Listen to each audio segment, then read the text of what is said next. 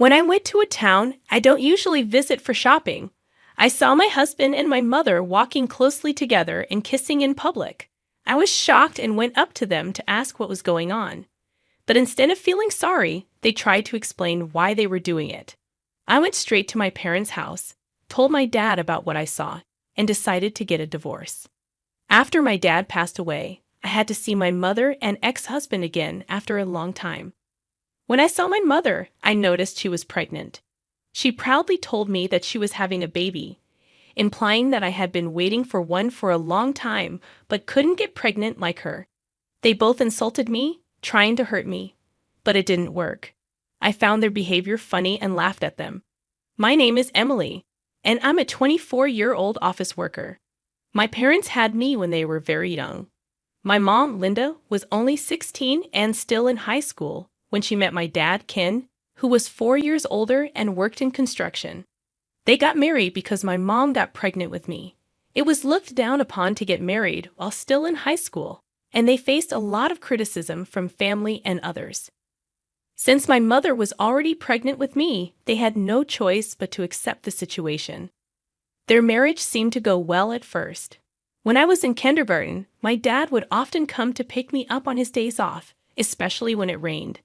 I loved walking home with him under the same umbrella, talking about what happened that day. However, an incident changed everything. While working on dismantling scaffolding, my dad accidentally fell and got seriously injured. His body was covered in broken bones and bruises. This left him handicapped, unable to continue working in construction. Despite going through rehabilitation and finding some work through a friend's connection, he needed ongoing care. During this time, my mother's attitude towards him changed completely. She became cold and distant, refusing to help him with medical visits or daily activities. Even when he fell at home and couldn't move, she ignored him or made sarcastic remarks. It felt like she was bullying him, and I didn't like her behavior. Because my dad had to cut back on work for medical reasons, we weren't wealthy. Since my mom worked at night, I spent more time with my dad during the day and felt closer to him. My mom seemed to ignore me, providing only the basics. Despite this, I managed to graduate from high school. But instead of letting me go to college, my mom told me to work and help support the family. So, I ended up taking the job at a small local company. My dad apologized for my situation, saying it's because of his condition that I have to live like this. But I reassured him, saying I'm happy to work if it means I can help him. Despite hating to follow my mother's orders, I was determined to work hard for my dad's sake. After a few years of working and getting used to my job, I married Michael, a senior colleague. I wanted to create a warm family with him, unlike my parents' distant relationship.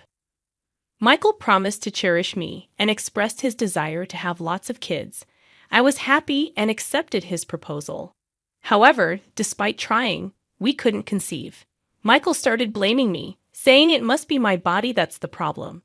He refused to consider infertility treatment and berated me for not being able to have children. I held onto hope and continued trying to conceive. But it didn't work. Michael started staying out late, claiming it was because of work. I began to suspect he might be cheating. There were signs like perfume on his clothes and unexplained expenses on the credit card.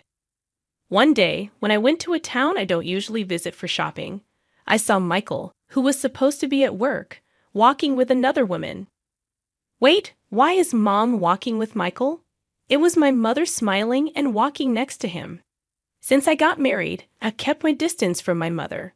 I hardly ever brought my husband to my parents' house, so there was no reason for them to talk to each other besides when we got married. Curious about this strange sight, I watched them closely without them noticing. To my surprise, they held hands and kissed right before my eyes. What the heck is going on? I couldn't help but raise my voice. Unaware of my shock, they continued walking away. Finally, I yelled out, "Hey Michael, Mom, what are you doing?" Unable to bear it anymore, I chased after them, calling for them to stop. This made them show a surprised expression. "Oh, what's the rush, Emily? Why are you so flustered?" "It's not about being flustered." "What are you two doing together?" I demanded. "What do you mean? I just happened to meet Michael here, So we were just greeting each other since it's been a while. Is there a problem with that? My mother seemed to be playing dumb. Seeing my mother after a long time, she looked young for her age. If not told, one might think she was in her 40s. As I approached her, I noticed something familiar, the scent. It was the same scent I had smelled on my husband's clothes when he came home late. I didn't want to admit it, but I was convinced that my mother was my husband's affair partner. Don't lie, I saw it just now. You and Michael kissing. Oh, you must be mistaken. We just happened to bump into each other, that's all, my husband said, trying to cover up the situation. I didn't think we'd be found out so soon. Why are you even here? What do you mean? I thought we could deceive you a bit longer since you're so oblivious, but I didn't expect you to actually see us like this, my mother chimed in. Well, it's exactly as you suspected. I actually prefer older women like Linda. Sorry, I did feel bad for you, Emily. But I've liked Michael since we first met, my mother admitted shamelessly. We just happened to meet by luck one day, and while having tea, things just developed from there. I'm still young, and I want to experience love. Our marriage was already strained, and the more I talked to Linda, the more I was drawn to her, Michael confessed. All right, I heard about it, Emily. You two are having trouble conceiving. Michael really wanted a boy, and because of you. My mother's words trailed off as she pointed fingers at me. Unbelievably, my husband had shared all our private issues with my mother. Despite my struggles and attempts to seek help, he blamed everything on me, pretending to be the victim. Anger welled up inside me, and I realized I could never continue this marriage. You're the worst. Do you even understand what you're doing? I yelled at them, both of whom kept making stupid excuses. It's because you're a failure as both a wife and a woman that this happened, Michael shot back. I don't need a husband like you. I want a divorce, I declared. Honestly, I've been tired of you for a long time, always making excuses and unable to have kids. It'll be a relief to be rid of a useless, good-for-nothing wife like you, Michael spat. Despite claiming to feel bad, my mother's apology was insincere. But then I threatened to tell Dad about the affair, and her demeanor changed. There's no evidence of our affair anyway. It's your and Michael's business if you divorce, but I'll divorce when I feel like it. Let's go, Michael, my mother said, urging him to leave. Despite their obvious affair, my mother didn't seem to want to divorce my father immediately, unlike Michael. I went straight to my parents' house and told my father everything. So, I've put up with that woman for years. I never expected her to be this terrible to her own daughter. My father expressed his disappointment with a bitter look. Michael and I will get a divorce. I can't stay married after what happened. What will you do about Mom? I asked. Don't worry, I have a plan. I won't let them have their way, my father assured me. Later, Michael sent a completed divorce form, which I signed, finalizing our divorce. My mother hadn't returned home since then, apparently eloping with Michael. Though it was infuriating, my father told me to let go of them both, and I decided to forget about my ex-husband and my mother. After moving out of the apartment I shared with Michael, I returned to my parents' house. My father had become quite capable of taking care of himself, ironically thanks to my mother's lack of assistance. It's unfortunate things turned out this way, but I'm happy to be living with you again, Emily.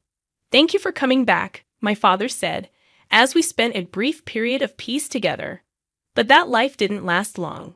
My father got sick with pneumonia that was going around and suddenly was on the brink of life and death. Emily, I've made you endure so much, and I'm truly sorry. From now on, live your life the way you want, my father said with a fading consciousness, firmly grasping my hand. I nodded through my tears. Despite the efforts to treat him, his condition rapidly worsened, and he passed away.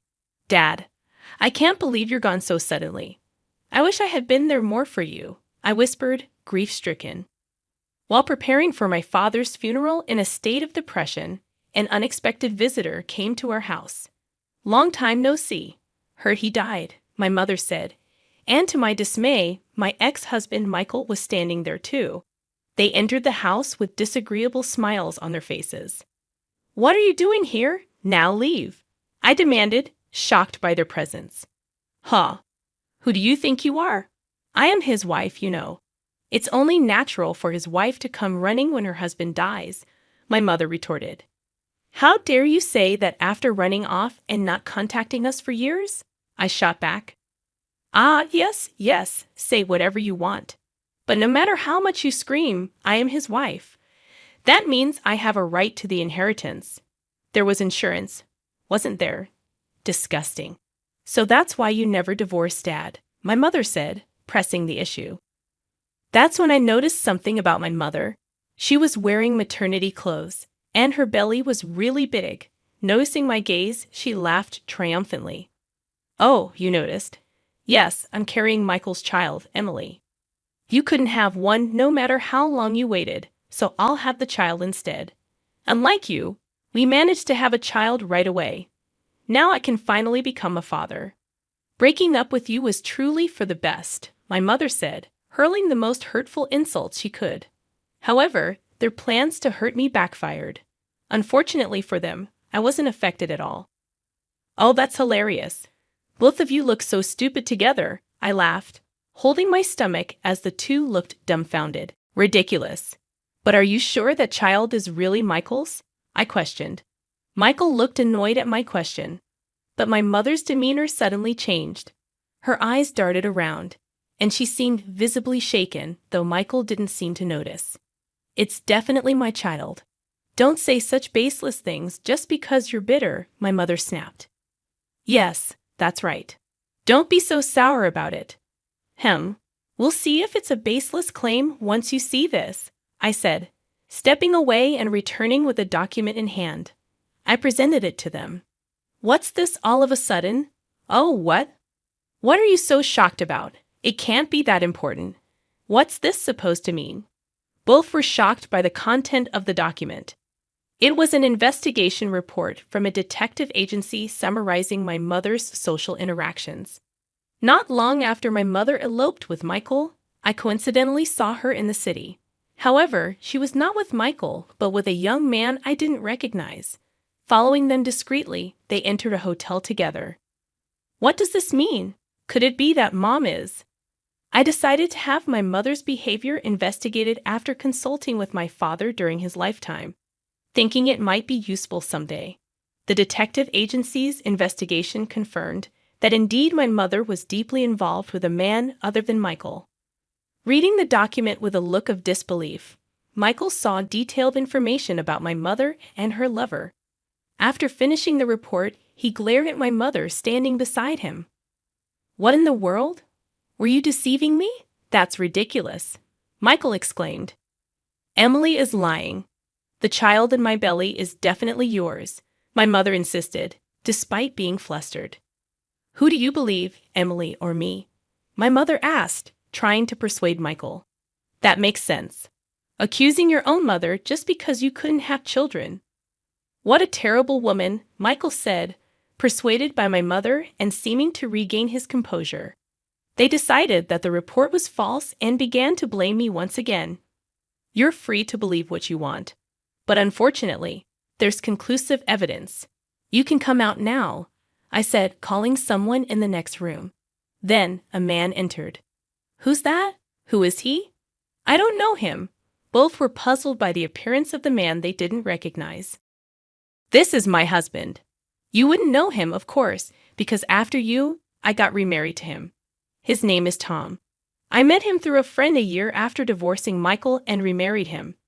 How does this man prove anything, unlike with you? I am actually pregnant with his child, of course." "So what? Speak clearly. Don't you get it? I couldn't conceive with you, no matter how hard we tried. But with Tom, I got pregnant right away," I said firmly. Michael seemed to realize the implication of my words, and his eyes widened. "You avoided going to the clinic because it was a hassle, but I had tests done, and there were no issues with my fertility. So the problem was with you." "That's a lie. But it's strange, isn't it? Supposedly, you have infertility issues, yet my mother is pregnant. Are you sure that baby is yours?" I challenged him. Faced with my question, Michael couldn't argue back and glared at Linda beside him. Hey, tell me the truth, I demanded. Ah, fine, you win. You admitted it pretty quickly. I thought you'd deny it more. Being with you, Michael, was just a game for me, my mother confessed. What do you mean? I was with you because you were Emily's husband, wanting what someone else has. But my true love was another man. I was planning to leave you soon anyway, she continued. Shocked by her words, Michael was left speechless. I planned to enjoy this game until I got caught. Well, it doesn't matter whether or not I'm carrying his child. My right to the inheritance remains unchanged, my mother stated confidently. You're still talking about the inheritance. Unfortunately, you'll have to give up on that idea, I interjected. What? How many times do I have to say it? I never divorced your father, so I have a right to the inheritance. That's what I've been trying to tell you, my mother argued.